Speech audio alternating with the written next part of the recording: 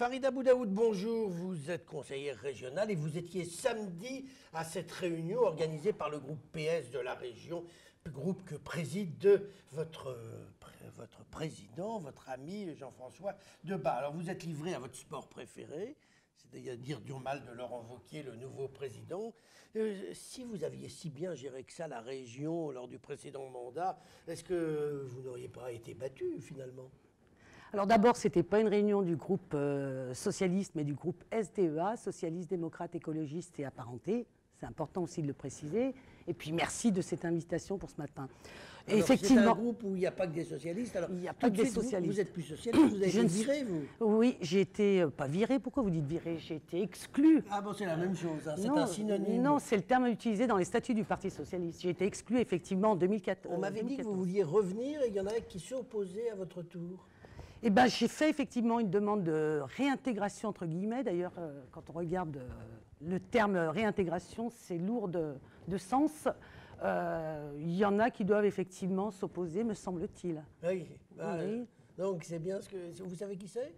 Je sais, mais je ne donnerai pas de nom ce matin. Pas encore. Farida Boudaoud, on est là pour parler de la région. Tout à fait. Si vous aviez si bien géré que ça, est-ce que vous auriez été battu parce que vous en prenez à Laurent Wauquiez, mais finalement vous n'avez pas été très bon non plus? Non, je crois qu'il faut vraiment distinguer ce qui relève de la gestion d'une collectivité comme la région et d'une campagne électorale et du résultat même d'une campagne électorale. Je crois que la région a été effectivement très bien gérée avec Jean-Jacques Quiran. Je crois que d'ailleurs tous les chiffres qui ont été donnés à l'époque jusqu'en 2015 étaient plutôt très bons.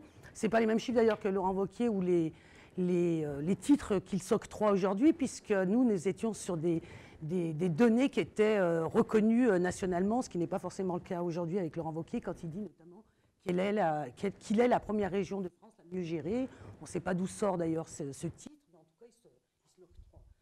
Il a quand même réalisé des économies. Oui, mais enfin, des économies en soi, ça ne veut rien dire. Qu'est-ce que ça veut dire que faire des économies? C'est toujours sur le dos de nos concitoyens. Alors lesquels, effectivement? Quand on sait qu'aujourd'hui, 125 millions d'euros ont été supprimés à la formation, alors qu'on a besoin effectivement de former nos jeunes pour les entreprises, pour les emplois de demain, c'est quand même des chiffres conséquents. Quand on sait qu'effectivement la culture aussi connaît des baisses drastiques, même si... On va reparler de la culture, si vous voulez bien. Ben Mais voilà. un petit mot. Vous avez parlé, je vous ai écouté avec attention, vous allez pouvoir le constater, vous avez parlé de souffrance au travail des agents et des élus. Vous ne croyez pas que les premiers à souffrir aujourd'hui, ce sont ceux qui n'ont pas de travail, plutôt que ceux qui ont un travail comme élus ou comme agents de la région? Non, mais ce n'est pas parce qu'à un moment donné, on connaît la souffrance des gens qui sont éloignés de l'emploi, qui cherchent du travail, qui cherchent un logement, évidemment. Mais on peut aussi, à un moment donné, être sensible à la souffrance des salariés de la région. Quand je parle de la souffrance des élus, ce n'est pas la même souffrance. C'est une réalité. Quand on a passé 11 ans à la région à construire des politiques... De souffrir beaucoup, non, même. mais c'est vrai que quand... Je vais développer en 2 minutes, rapidement. Deux, c'est trop. 2, c'est trop. Alors, en 30 secondes... Quand on a passé 11 ans à développer des politiques avec l'ensemble des acteurs culturels, les branches économiques au moment de l'apprentissage, et que ce travail de 11 années consacré à la région et qu'en moins de 2 ans, tout a été détricoté, tout a été détruit, c'est vrai que c'est une souffrance pour un élu aussi. Farida Boudaoud, lors du dernier mandat, vous étiez vice-présidente en charge de la culture. Et samedi, vous avez affirmé, je vous cite, en 2021, tout aura été détruit par Wauquiez au niveau de la culture. Vous n'avez pas l'impression un peu d'exagérer? C'est au moins, c'est parlant. Je pense qu'effectivement, alors pour être sincère sur la culture, je pense, et je l'ai dit d'ailleurs, je pense que M. Wauquiez est arrivé effectivement avec une volonté de faire des économies sur toutes nos politiques, les politiques qui existaient, en l'occurrence la culture. Il y a eu un tournant au moment effectivement de la Maison d'Isieux, je l'ai dit samedi. Qu'est-ce qui s'est passé? La réalité, c'est qu'il a opéré des coupes via sa vice-présidente et qu'ils se sont aperçus avec l'intervention, je l'ai dit, de Jean-Jacques Quiran, de Thierry Philippe et de Jean-François Debat, ils se sont aperçus de l'erreur qu'ils commettaient sur la Maison d'Isieux. Comme sur d'autres structures. Samedi soir, j'étais avec un ancien responsable du festival 6e Continent, qui n'existe plus. Le festival existe encore, la structure n'existe plus, puisque toutes les subventions de la région ont été supprimées. Donc la vice-présidente actuelle à la culture, Florence Vernet-Caron, n'est pas une bonne vice-présidente? C'est pas parce qu'on a des coupes sur son budget qu'on est forcément une mauvaise vice-présidente. Elle suit la ligne politique de Laurent Wauquiez qui lui demande effectivement de faire de faire des économies de partout. Donc j'irai pas jusqu'à dire que c'est une mauvaise présidente, vice-présidente, pardon. Avant de nous quitter, Farid Aboudaoud, Jean-François Debat, votre président de groupe, il est sévère avec Gérard Collomb. Mais dans le même temps, je constate que la porte-parole de votre groupe, c'est Anne-Sophie Condemine, qui, elle, fait partie de l'exécutif de Gérard Collomb et est très proche de lui.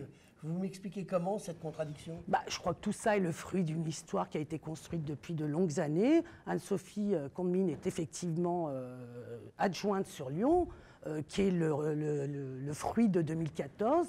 Il ne vous a pas échappé qu'en 2017, il y a eu une élection présidentielle et la victoire d'Emmanuel Macron, avec le soutien de Gérard Collomb, qui lui-même est revenu sur Lyon en disant d'ores et déjà que pour 2020, les listes ne seront pas avec une étiquette Macron.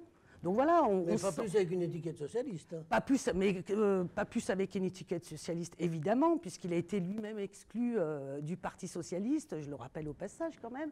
Donc c'est votre point commun avec lui? Oh, il n'y a pas que celui-ci. Ah, vous en avez d'autres? Bon, en attendant, la région ne se porte pas si mal si on en croit certaines statistiques. Vous contestez ça? Vous êtes sur des statistiques que M. Vauquier vous transmet sûrement, mais... Non, j'avais lu le rapport de la Chambre régionale, la Cour des comptes, pardon, et qui disait qu'effectivement, il y avait eu des économies intéressantes faites à la région. Non, mais des économies, certes, sûrement d'ailleurs, puisque je vous dis qu'il manque effectivement sur la formation, sur les lycées, sur la culture. Donc à un moment donné, ces économies qui ont été faites, qui ont disparu, ces budgets qui ont disparu, ils se traduisent bien par des économies quelque part. Pour autant, ça ne veut pas dire que la région est bien gérée. Bon, on aura entendu que vous êtes dans l'opposition, c'est clair. Farid Aboudaoud, je vous remercie. Merci.